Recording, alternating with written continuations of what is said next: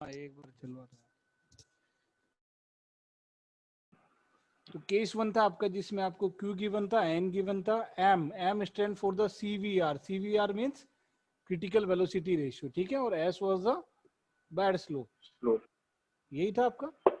वो case one का numerical भी हमने कर लिया था। आज हम बात करते हैं केस टू के बारे में, ठीक है। केस टू आपका क्या है सर? उसमें b/t गिवन होगा। केस टू आपका how it is different in which discharge is given and N is the coefficient of velocity given, M will be also given or not given, and B Yes, by sir. D ratio will be given instead of the bad slope. Clear है? उस case में आपको क्या होगा, Yes, sir. B by D ratio given होगा, ठीक है। तो हम आज दूसरे केस के बारे में डिस्कस करते हैं। पहले केस के बारे में डिजाइनिंग स्टेप वैसे हमने बता दी थी आपको, ठीक है। एक बार उसको हल्का सा रिवाइज कर लेते हैं डिजाइनिंग स्टेप उसके बारे में, फिर बाद में हम एक इसका न्यूमेरिकल लेंगे। तो फर्स्ट वन, सबसे पहला स्टेप आपका क्या था? What was the first step? Step one आपको गिवन था Q, आपको गिवन था N, आपको गिवन था M और आपको गिवन था B by D रेशियो, ठीक है। तो पहला आपका लेट्स सपोज कि हमको गिवन है B by D रेशियो, जो भी था आपका Y हमने मान लिया था, ठीक है। B by D रेशियो आपको गिवन है, तो उसको हमको क्या करना होगा, B की value in terms of D हमको कैलकुलेट करनी थी। ये हो जाएगा आपका, सिंपली हमने B की टर्म में कैलकुलेट कर लिया था इसको, ठीक है। अब हम बात करते थे एरिया का। जो एरिया का फॉर्मूला हम लगाते थे, A is equal to what, B D plus Z D square, यही होता था। Area is equal to B D plus Z D square. Z अगर आपको गिवन है तो ठीक है, नहीं गिवन तो the value of Z will be taken as 0.5, ठीक है। तो यहां अब हमको क्या करना है, ये जो बी की वैल्यू है वो बी की वैल्यू यहाँ डी की टर्म में पुट करना है। तो it will become as A is equal to, it will become a is equal to y d square plus 0.5 d square, ठीक है। 0.5 d स्क्वायर एरिया हमने कैलकुलेट कर लिया, और यहां से हम क्या करेंगे, एरिया आपका जो ये हो गया, इस एरिया को हम और सिंप्लीफाई करके इस इक्वेशन को हम बना सकते हैं, D square is equal to Y plus 0.5। ये हमारा एरिया आ गया, ये एरिया भी हो गया डी की टर्म में।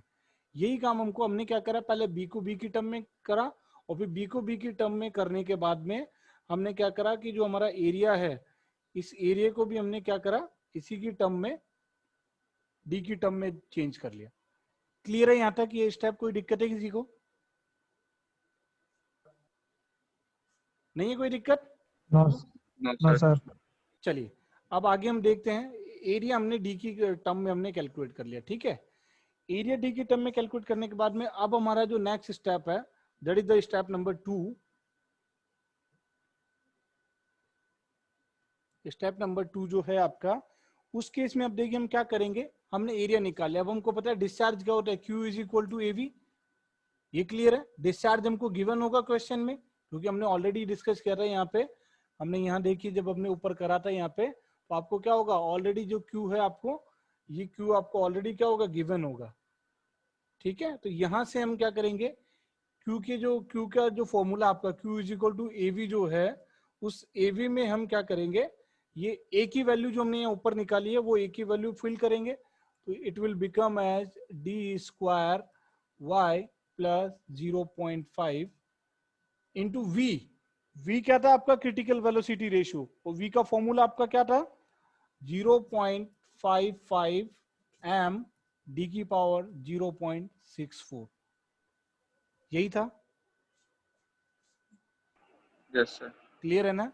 ए की वैल्यू हमने क्या करी, ए की वैल्यू हमने यहां से पुट कर दी, और जो आपका वी की वैल्यू, वी वो जो हमारा क्या था, CVR जो हमने कैनेडी ने दिया था, क्रिटिकल वेलोसिटी रेशियो, तो वो हमने यहाँ रख दिया। तो हमारे पास ये एक इक्वेशन इस तरह से तैयार होके आ गई। अब हम देखते हैं इसको और थोड़ा सा हम सिंप्लीफाई कर सकते हैं या तो, ठीक है। जब हमको Q की वैल्यू हमको पता है, ठीक है, Y की वैल्यू भी हमको पता है, D की वैल्यू हमको B की कैलकुलेट करनी है, M की वैल्यू पता है। तो यहां से अगर हम इसको और सिंप्लीफाई करेंगे तो ये आपका जो फॉर्मूला है वो फॉर्मूला आपका ये बन जाएगा, Q divided by 0.55 m y plus 0.5 और ये इसकी होल पावर दैट इज 1/2.64। ये आपका डी। हमने कुछ ही नहीं किया, ये जो इक्वेशन थी हमारी, इस इक्वेशन को हमने क्या करा, सिंप्लीफाई किया है। ठीक है, ये हमारा स्टेप हो गया। Yes. हमने यहाँ से डी कैलकुलेट कर लिया। अब डी कैलकुलेट करने के बाद में क्या मैं बी कैलकुलेट कर सकता हूं? कर सकता हूं ना बी कैलकुलेट? Yes, sir.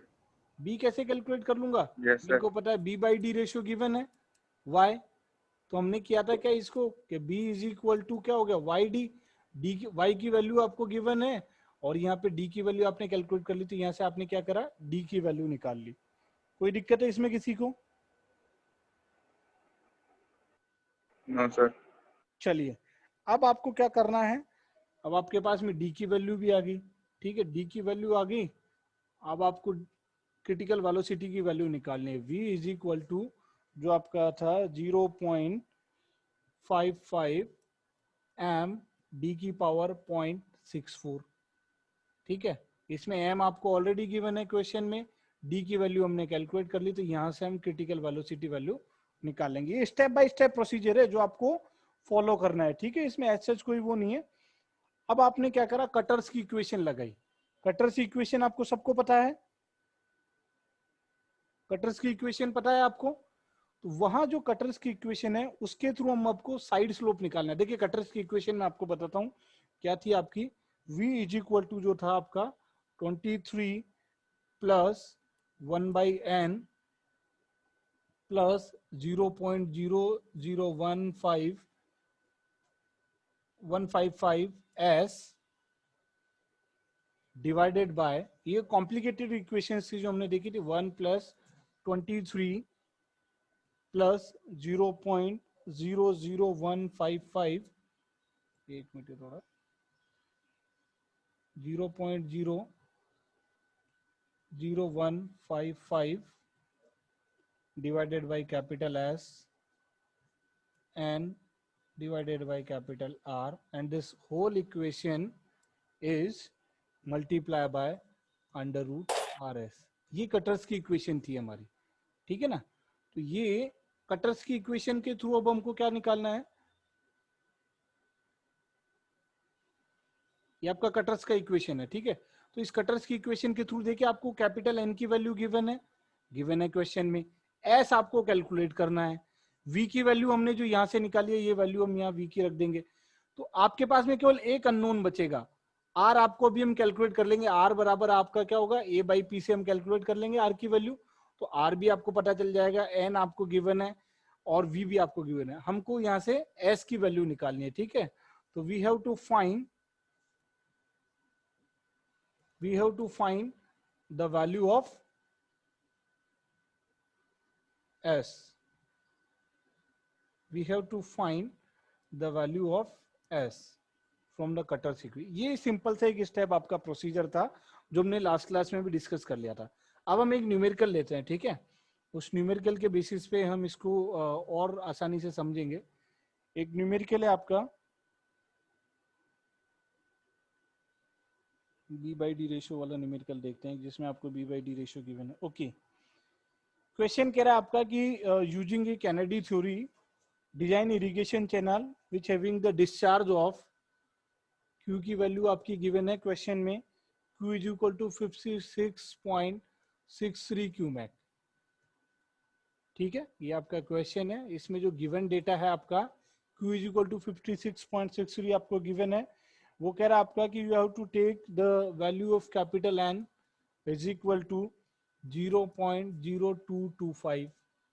ठीक है, we have to take critical velocity small n, critical velocity ratio is 1.03, b by d ratio is given as 11.3। ठीक है, ये आपको क्वेश्चन में गिवन है और कह रहा है कि एक इरिगेशन चैनल डिजाइन करो यूजिंग द कैनेडी थ्योरी। ठीक है, अब आप इसमें पता करेंगे कि हमने दो केस पढ़े तो उनमें से कौन सा केस अप्लाई करना पड़ेगा। ठीक है, तो आपको पता चल रहा है कि आपको Q, N, M और B by D ratio given है। आप बाकी सबको भी छोड़ दीजिए, आप लास्ट की टर्म देख लीजिए, एस गिवन है तो केस 1 लगाना है, और B by D ratio given है तो आपको केस 2 लगाना है। क्लियर है यहां तक? क्वेश्चन समझ में आया सबको? Yes sir. कोई डाउट है किसी को? No sir. No sir. चलिए अब इसका सॉल्यूशन स्टार्ट करते हैं। तो सॉल्यूशन में देखते हैं हम। सबसे पहला स्टेप आपका क्या है? सबसे पहला स्टेप है आपको कि B by D ratio given है। B by D is equal to है आपका 11.3। ठीक है, तो आपको क्या करना है, बी की value in term of D 11.3 D हो जाएगा। ठीक है, अब इस बी की वैल्यू को आपको क्या करना है, ए के फॉर्मूले में पुट करना है। एरिया हमारा क्या होता है, एरिया हमारा बी डी प्लस, अब देखिए जेड की वैल्यू गिवन है क्या क्वेश्चन में? आपको ऊपर कहीं क्वेश्चन में गिवन है जेड की वैल्यू? नहीं गिवन है, तो आपको क्या लेना है, कितनी वैल्यू लेनी है? We have to take the value of zed is equal to 0.5। हमने ऑलरेडी डिस्कस किया था। ठीक है, तो ये आपका हो गया b D plus 0.5 d square. अब यहाँ बी की वैल्यू आप रखेंगे तो बी की वैल्यू आपकी होगी 11.3 D square plus 0.5 d square. ये इक्वेशन आपकी बन के आ गई एरिया की। क्लियर है? कोई डाउट? हमने क्या करा, बी की वैल्यू यहाँ पे पुट कर दी, और एक डी ऑलरेडी यहाँ था तो ये डी स्क्वायर आपका हो गया। ठीक है, समझ आ रहा है? Yes sir. चलिए यस सर। अब नेक्स्ट क्या करेंगे हम इसके बाद में? नेक्स्ट स्टेप आपका क्या था?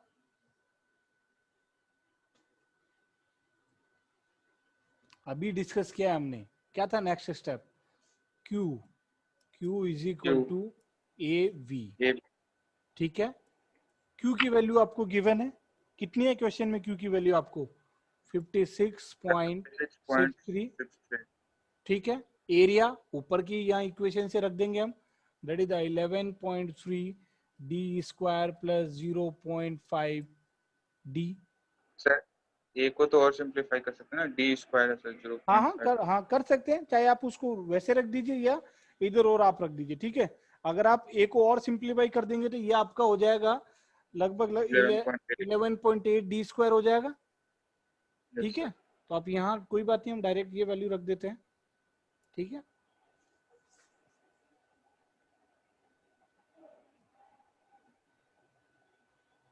Eleven point eight d square रख देते हैं हम सीधा वैल्यू।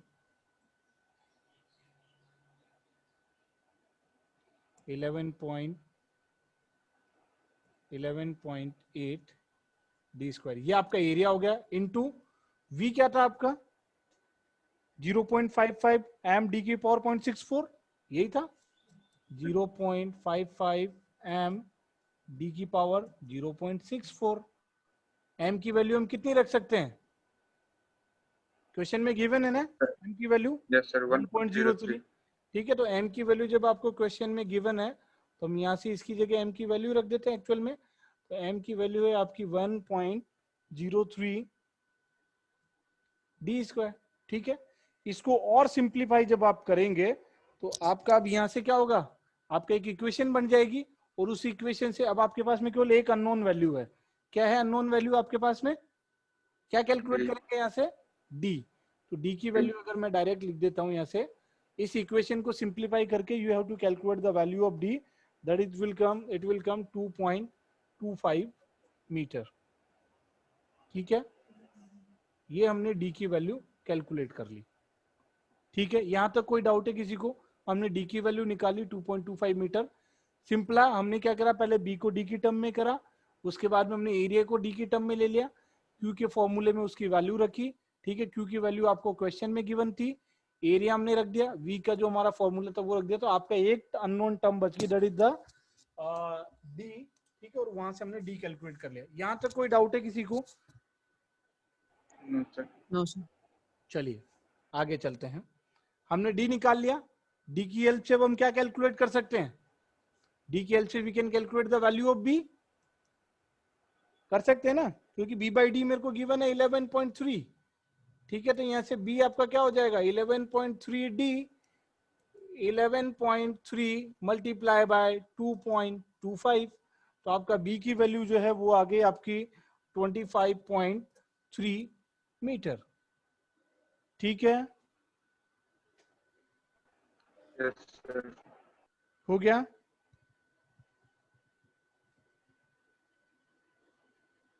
चलिए, ये हमने दो काम कर लिया, बीओडी कैलकुलेट कर लिया। अब हमको करना है कैलकुलेट क्या, हमको निकालना है कैपिटल एस, निकालना है ये बैड स्लोप। कैपिटल एस आपको निकालना है, लेकिन कैपिटल एस किस फॉर्मूले से निकालेंगे हम? कटर्स इक्वेशन से। तो कटर्स इक्वेशन में एक टर्म और आएगी आपकी P, yes sir, sorry P नहीं आर, सॉरी आपकी इक्वेशन आएगी आर, हाइड्रोलिक मीन रेडियस। और आर वैल्यू हमको कैलकुलेट करना है, तो उसके लिए फॉर्मूला क्या होता है, आर बराबर आपका होता है ए बाई पी। ठीक है, एरिया हमने निकाल ही रखा है, उसमें डी की वैल्यू पुट कर देंगे। ये जो हमारी इक्वेशन थी, एरिया की जो वैल्यू हमने सिंप्लीफाई करके यहाँ निकाली थी, ये 11.8 डी स्क्वायर जो था आपका, ठीक है, यहाँ 11.8 डी स्क्वायर जो था वैल्यू, इस वैल्यू को हम यहाँ डी की वैल्यू रख देंगे तो एरिया तो आपका निकल जाएगा। आपको कैलकुलेट करना है क्या, अब आपको कैलकुलेट करना है पी की वैल्यू। ठीक है, तो आर निकालने के लिए आपको ए बाई पी निकालना है। तो हम देखते हैं पहले,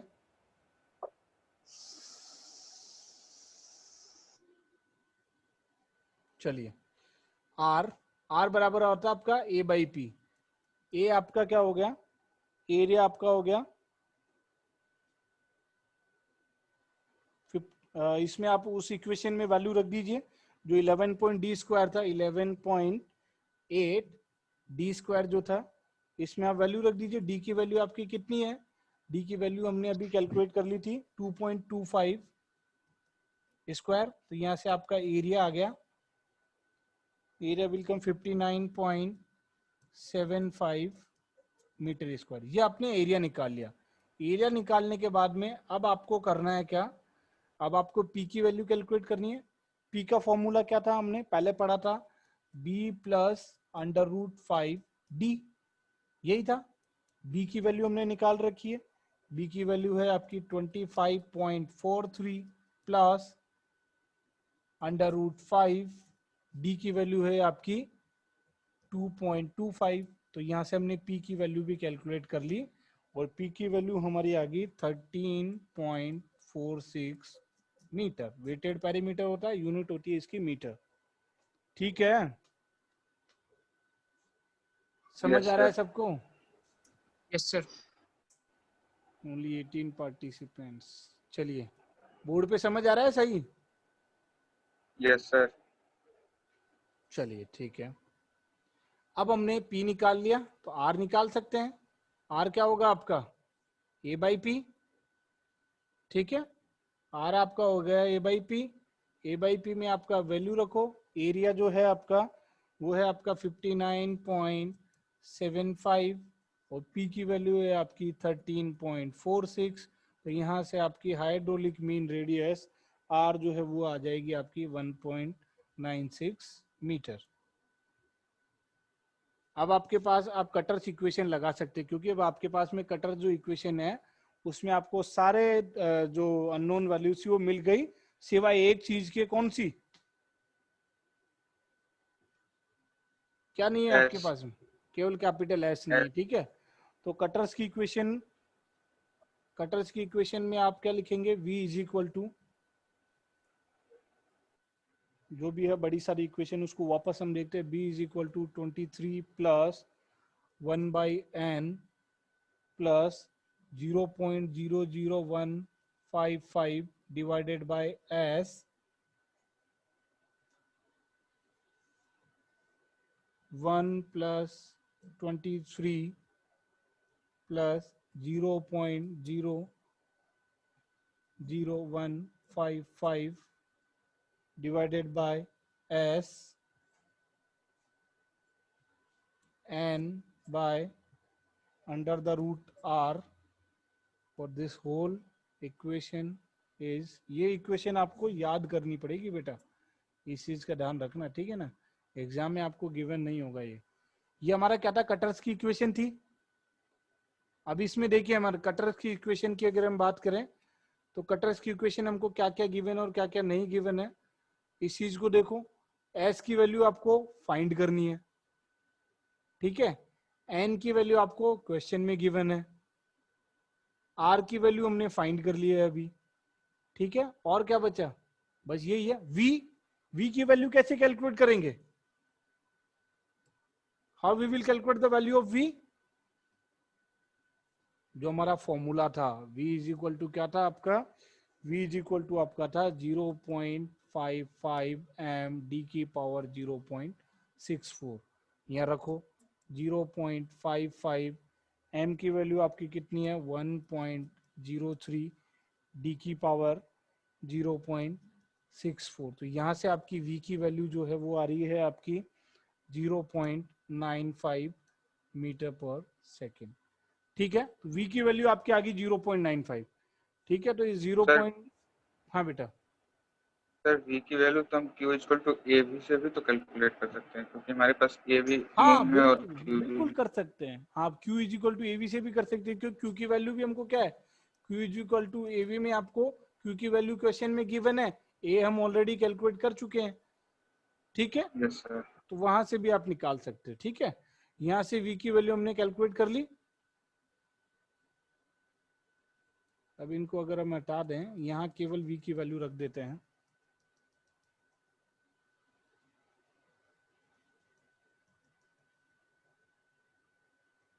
यहाँ v की वैल्यू भी हम नीचे लिखे, v की वैल्यू क्या है आपकी? v की वैल्यू आपकी आ गई 0.95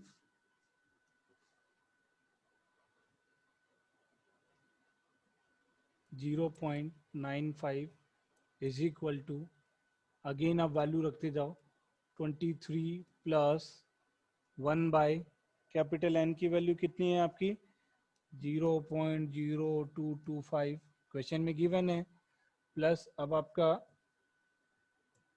थोड़ा इसको नीचे कर लेते हैं हाँ, ताकि आपको भी समझ में आए फॉर्मूले में क्या वैल्यू रख रहे हैं, प्लस 0.00155 कैपिटल एस हमको कैलकुलेट करना है, divided by 1 plus 23 plus 0.00155 divided bye again capital S हमको कैलकुलेट करना है। ठीक है, 0.0225 एन की वैल्यू रख दी हमने, और अंडर द रूट आर की वैल्यू हमारी कितनी आई थी? 1.96, and this whole will be multiply 0.0225 divided by under the root 1.96।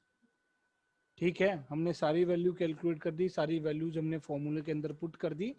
अब हम क्या करेंगे, यहाँ से इसको सिंप्लीफाई करके हिट एंड ट्रायल मेथड आपको लगाना पड़ेगा, क्योंकि ये डायरेक्ट इतनी आसानी से आपका वैल्यू नहीं निकल पाएगा। तो आप जब इसको सिंप्लीफाई करेंगे तो आपको एक इक्वेशन मिल जाएगी।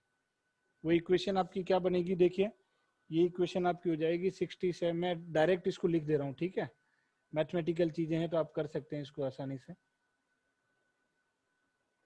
ये आपका इक्वेशन जो है वो बन जाएगा 67.44 S square minus 0.93 S plus 1.55 into 10 to power 3 S की power 1/2 is equal to 1.68 into 10 to power माइ। इतनी आपकी ये इक्वेशन आपकी यहाँ पे फॉर्म हो जाएगी। ठीक है, ये इक्वेशन आपकी बन रही है, और इस इक्वेशन के बाद में आपको क्या करना है, यहाँ से हिट एंड ट्रायल मेथड लगा के आपको एस की वैल्यू ऑब्टेन करनी है। ठीक है, तो ये काफी कॉम्प्लिकेटेड आपका हो जाता है। अगर हम हिट एंड ट्रायल मेथड लगाएंगे तो इसमें आपका 1/57 या अगर हम रेशो के उसमें बात करें तो ये आपका 1 डिवाइडेड बाई 5720, ये आपका एस का वैल्यू इसमें आ जाएगा। हाँ मृत्युंजय बताओ बेटा। सर होल होल मल्टीप्लाई जो कर रहे हैं सर, तो whole multiply under root r s होता है ना, एन बाई आर थोड़ी होता है। हाँ सॉरी, ये यहाँ पे, हाँ बिल्कुल सही कह रहे हो, यहाँ पे जो बता रहे हो ना, यस सर। हाँ ये आपका वैल्यू जो होगा ये क्या होगा, ये मल्टीप्लाई आपका under root the r s होगा। ठीक है, सही है, वेरी गुड। तो ये अंडर रूट आपका हो गया अंडर रूट आर, आर की वैल्यू है आपकी 1.96, और ये क्या हो गया एस। अब सही है, बिल्कुल सही है। यहाँ यस था सर। आपका एन बाई आर, ठीक है ना, यहाँ आर एस है तो एस तो हमको क्या करना है, कैलकुलेट ही करना है। ठीक है, सिंप्लीफाई करके हमने वैल्यू निकाल ली आपकी एस की वैल्यू। ठीक है, तो हमारा ये न्यूमेरिकल यहाँ पे आके खत्म होता है। अब हमने तीन चीजें डिजाइनिंग में करा हमने, तो रिजल्ट हमारा क्या है कि we have to design an irrigation channel having the width of b is equal to 25.43 metre. ठीक है, d is equal to 2.25 metre and s is equal to 1/5 having the side bed slope of 1:5720। हमको एक irrigation channel इसका design करना है। समझ में आया? कोई डाउट है किसी को? No. क्लियर है? No sir. हो जाएगा? Yes sir. चलिए, दोनों मेथड जो है उनमें क्या डिफरेंस था? वहां हमको कॉम्प्लिकेशन कहाँ आ रही थी? उस मेथड की हमको ये आ रही थी कि एक्चुअल में हम क्या कर रहे थे, डी की वैल्यू अज्यूम करके चल रहे थे, है ना। डी की वैल्यू हमको अज्यूम करके चल रहे थे और उस केस में हम देख रहे थे कि वी आपका जो एवरेज है वो आपका वी क्रिटिकल वेलोसिटी के बराबर अगर आपका आ रहा है तो ये वैल्यू सही है, अदरवाइज हमको क्या करना पड़ रहा था, वापस से डी की वैल्यू दूसरी अज्यूम करके हमको वापस से उसको कैलकुलेट करना था। और जब तक कैलकुलेट करना था जब तक आपका वी एवरेज क्रिटिकल वेलोसिटी के लगभग बराबर नहीं आ जाए। तो वहां कॉम्प्लिकेशन ये थी कि श्योरिटी नहीं थी, हमको अज्यूम करना पड़ा था। यहाँ प्रॉब्लम क्या है, यहाँ प्रॉब्लम आपकी ये है कि जो आपका वैल्यू ऑफ जो एस आप ऑब्टेन करेंगे ना, ये आपको हिट एंड ट्रायल मेथड से करना पड़ेगा। ठीक है, हिट एंड ट्रायल मेथड वैसे भी आपका सुटेबल नहीं माना जाता है। तो ये आपके कुछ कैनेडी ने ये दो चीजें बताई कि इसी तरह से आप कर सकते हैं, लेकिन अब कुछ ड्रॉबैक तो हैं कैनेडी की थ्योरी के।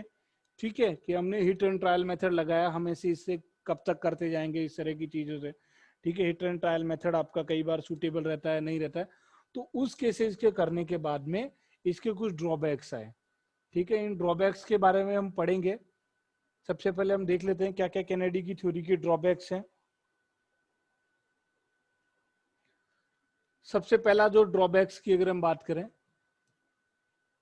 ड्रॉबैक्स इन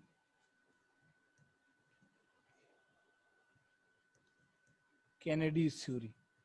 ड्रॉबैक्स अगर हम कैनेडीज की थ्योरी के बारे में बात करें तो सबसे पहला इसका जो ड्रॉबैक है वो आपका यही है कि it involve the hit and trial method. ठीक है, ट्रायल एंड एरर मेथड जो आपका है, ठीक है, it involve the timing, okay, it involve the trial and error method जो कि सूटेबल नहीं होता है दूसरे केसेस में। अगर आपको भी दूसरा जो केस है आपका कि हमको एक्चुअल में कई बार जो कंडीशन ऐसी आएगी कि जरूरी नहीं है कि हमको शेप ऑफ द सेक्शन या b/d रेशियो हमको गिवन हो। जो b/d रेशियो हो सकता है it may be unknown to us. ठीक है, तो b/d रेशियो अगर आपको अननोन है तो आप दूसरा केस तो कर ही नहीं सकते हैं। तो दूसरा ड्रॉबैक इसका ये है कि अगर इन केस आपको कैनाल का जो सेक्शन है उसकी शेप नहीं पता है, तो शेप नहीं पता है तो आप क्या करेंगे, उसका b/d रेशियो आपके एडवांस में अननोन नहीं होगा। तो एक प्रॉब्लम इसकी ये है। नेक्स्ट जो प्रॉब्लम है उसकी ये है इसने एक्चुअल में कटर्स का फॉर्मूला यूज किया है। ठीक है, ही यूज्ड द कटर्स इक्वेशन। तो कटर्स की इक्वेशन में कुछ ड्रॉबैक्स थे। कटर्स की इक्वेशन के ड्रॉबैक ऑलरेडी ये इंप्लीमेंट कर रहा है उस चीज को। कटर्स की इक्वेशन के जो ड्रॉबैक थे, अब जब ये कटर्स की इक्वेशन यूज करके क्रिटिकल वेलोसिटी जब आपकी निकाल रहा है, सीवीआर जो क्रिटिकल वेलोसिटी थी कटर्स की इक्वेशन के वो निकाल रहा है, तो वो जो ड्रॉबैक्स कटर के इक्वेशन में थे वो तो यहाँ पे आएंगे ही आएंगे। एक ड्रॉबैक आपका ये हो गया। नेक्स्ट जो ड्रॉबैक है आपका वो ये है कि इसने सिल्ट ग्रेड और सिल्ट चार्ज के बीच में कोई डिफरेंशिएशन नहीं कराया। देयर इज नो डिफरेंशिएशन या no consideration of silt grade and silt charge. मतलब सिल्ट की पार्टिकल साइज कितनी है, उसके अंदर कितना % सिल्ट चार्ज वो कैरी कर रहा है, सिल्ट की ग्रेड, उसके पार्टिकल साइज कितने हैं, इन चीजों के बारे में इसने कोई इन्वॉल्वमेंट लिया ही नहीं। लिया है क्या? कहीं हमको स्पेसिफाई किया है इस सिल्ट चार्ज के बारे में? नहीं किया है। तो सिल्ट चार्ज के बारे में और सिल्ट ग्रेड के बारे में इसने कोई भी डिस्क्रिप्शन नहीं दिया, जबकि आपका सिल्ट चार्ज और सिल्ट ग्रेड जो है आपका वो बहुत इंपॉर्टेंट रोल प्ले करता है जब आपका कोई भी वाटर आपका फ्लो होता है। तो ये सब चीजें ड्रॉबैक थी कैनेडी की। कैनेडी ने इन चीजों के बारे में बताया। ठीक है, तो अब कैनेडी की थ्योरी पड़ गई। कैनेडी के बाद में फिर इसकी ड्रॉबैक्स के ऊपर काम किया लेसी ने। एक साइंटिस्ट हुआ करते थे जिनका नाम था आपका LACEY, लेसी। तो लेसी ने इसकी थ्योरी के ऊपर आगे काम किया। ठीक है, तो हम नेक्स्ट क्लास में लेसीज की थ्योरी पढ़ेंगे। लेसीज इसकी ड्रॉबैक्स के ऊपर काम करता है, और ड्रॉबैक्स के ऊपर काम करने के बाद में वो कुछ अपनी टर्म्स देता है। जैसे इसने आपका क्रिटिकल वेलोसिटी दिया था, वैसे ही लेसीज भी आपका कुछ टर्म्स देता है। तो लेसीज की थ्योरी के बारे में हम पढ़ेंगे। ठीक है, कैनेडी की थ्योरी क्लियर है सबको? Yes sir. कोई डाउट है किसी को? हमने इसका पहले डिजाइनिंग प्रोसीजर पढ़ा, 2 केसेस पढ़े। ठीक है, दोनों केसेस को करने के बाद में हमने इनके दोनों के न्यूमेरिकल पढ़े। एग्जाम के पॉइंट ऑफ व्यू से इस केनाल वाले चैप्टर का सबसे इंपॉर्टेंट पार्ट ही आपका जो है वो है आपका कैनेडी एंड लेसी थ्योरी इस चैप्टर में। ठीक है, तो कैनेडी लेसी की डिजाइनिंग स्टेप्स भी आपसे पूछ सकता है, और वो कैनेडी लेसी के दोनों के बीच में कंपैरिजन भी पूछ सकता है। तो कंपैरिजन तो हम जब लेसी की थ्योरी पढ़ लेंगे फिर हम दोनों के बीच में कंपैरिजन करेंगे। ठीक है, और इनके ऊपर न्यूमेरिकल की हेल्प से भी वो सेक्शन को डिजाइन करवा सकता है। ठीक है, कोई डाउट है किसी को? No sir. सेक्शन में किसी तरह से कोई डाउट नहीं है? No sir. चलिए ठीक है, दैट्स इट फॉर टुडे। एक बार आप लोगों की अटेंडेंस ले लेता हूं मैं।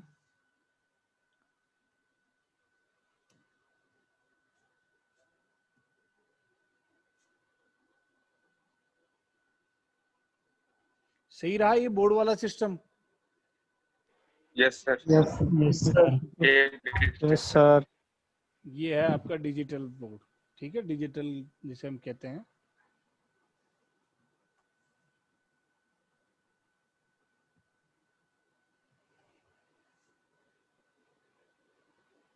अगर आपकी कोई क्लास की वीडियोज मिसिंग आपके हो जाते हैं, ठीक है, तो हम ये वीडियोज आपके अपने आर्या कॉलेज का जो चैनल है, ठीक है, यूट्यूब पे, उसके ऊपर भी हम इसको अपलोड करते हैं, तो आप वहां से भी इसको देख सकते हैं।